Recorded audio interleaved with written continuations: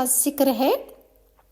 رسول صلی اللہ علیہ وسلم ایک ٹھنڈے مقام سے گزرے جہاں سے کستوری کی خوشبو آ رہی تھی اور کچھ آوازیں بھی آ رہی تھی۔ جبرائیل نے کہا کہ حضرت یہ جنت کی خوشبو ہے اور وہ کہہ رہی ہے، اے میرے پروردگار، جن لوگوں کو تو نے میرے اندر داخل کرنے کا وعدہ فرمایا ہے تو ان لوگوں کو لے آ، کیونکہ میرے بالا خانے ریشمی پارچہ جات اور عمدہ بستر، موتی، مونگے، چاندی اور سونے کے آبخورے، پیالے، جگ وغیرہ تیار ہیں، پانی، دودھ اور مشروبات حاضر ہیں، اس لیے جنتیوں کو یہاں آنے کا حکم فرما دے۔